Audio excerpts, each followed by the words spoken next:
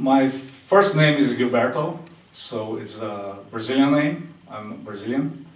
My second name is Kuzuhara, so my grandparents are Japanese.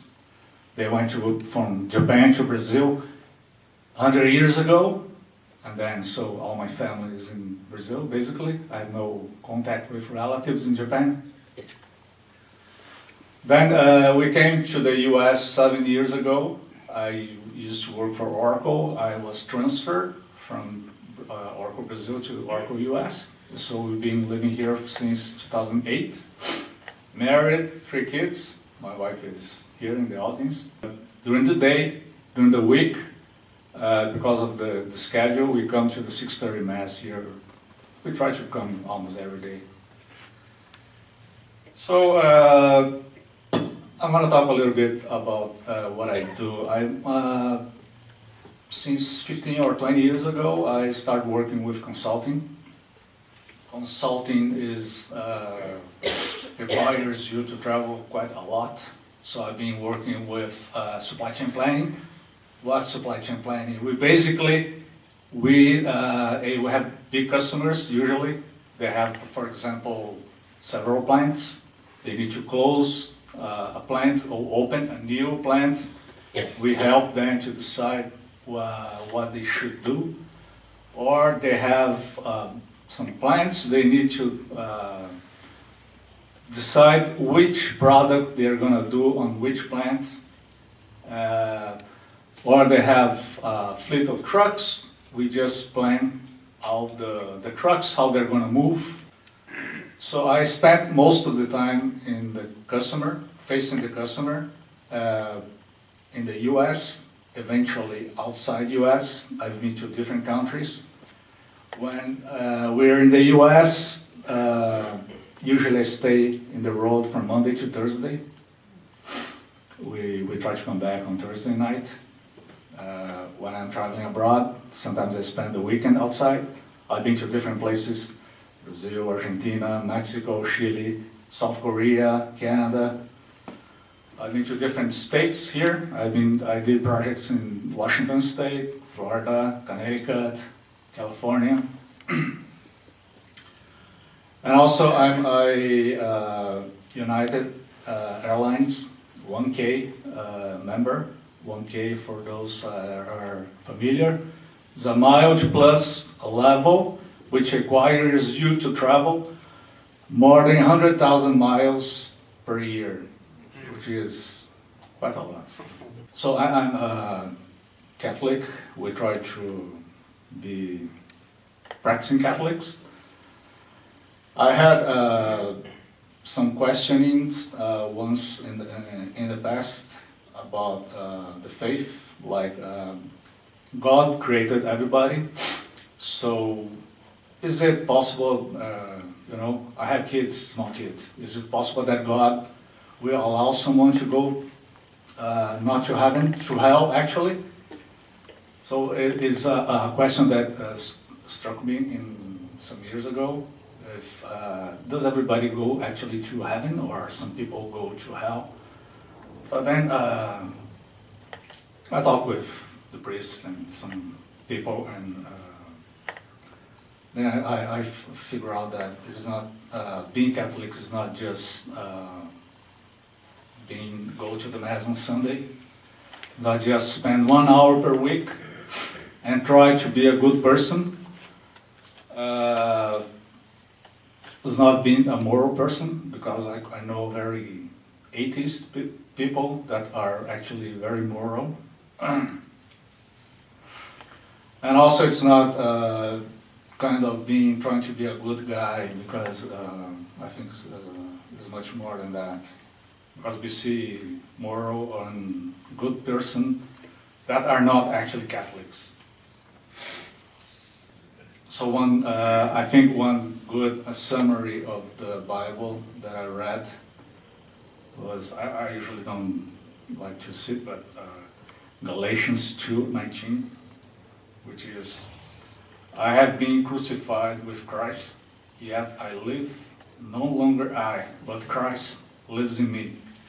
I think St. Paul did a very good summary of Catholic faith. And so along the years, I tried to develop something more concrete, more than 1 hour per week.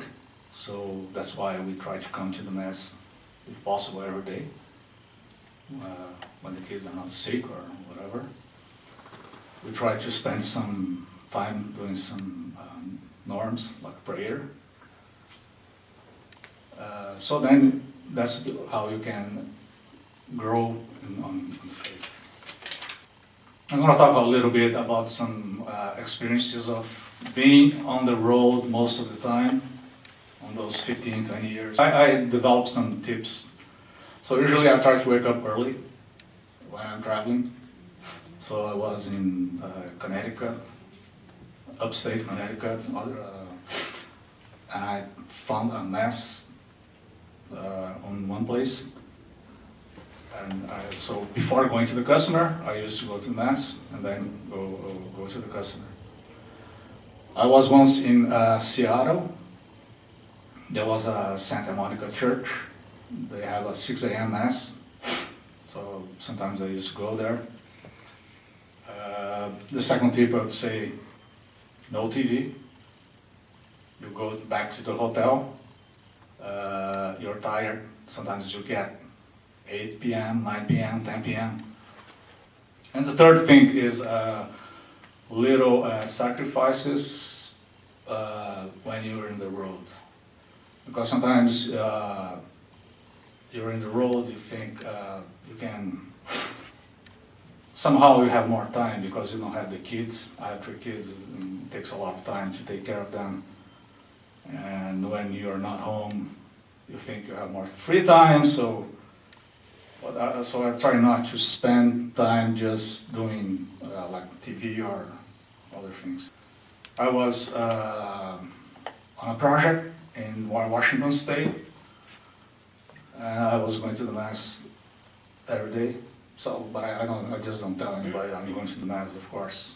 So, but then the guys actually noticed that I used to go somewhere in the morning and then come back to the hotel for the breakfast. And one day there was like 6 or 7 guys, people from my same company, and they asked, where do you used to go in the morning? I said, I go to the Mass. Okay. And I said, I didn't say anything else. So after a while, they started asking me every day, hey guy, did you go to the Mass? Did you go to the Mass today? Why not? So it's just, people notice things. There was a short trip 1 week. We went out, everybody, for dinner. And after dinner, so I said, I'm not going. And the guy said, why? Why you're not going? We're not going to spend too much time there. I said, no, I'm not just going. I didn't say the reason. I didn't try to be kind of, give a lesson or anything. And that's it. Once I talked with a guy, I just talked with anyone, customers or partners, and he said, I'm married, but I've been married for a while, but I don't have kids. Not sure if we're going to have kids or not. And I just said, it's good to have kids. You should have not just one. The more you have, the better. So why don't you have 4 kids? I have 3, maybe we'll try 4. It was some years ago. And after a couple of years, he sent me a message. Hey, my first kid was just born. And I just telling him because I remember that conversation. And my last story, I was dating, and it was I had a trip next day. It was on Monday. I had to fly the next day. It was on Tuesday to a different city. But that day we went to a Mass. Me and my future wife went to a Mass for the memory of José Maria Escrivá. And I didn't know that. And The fact is, after the mass, next day I took the flight, the flight to a different city. I was landing in the other city, and all of a sudden I had the absolute. I was absolutely sure that I need to buy the wedding ring that day. And 2 weeks later, my wife told me that she prayed during the mass that it needs to be quick. I don't want to lose my time. We either get married soon or we break up. She told me that later. So same day I arrived in that different city. I bought the wedding ring, and that's my last story.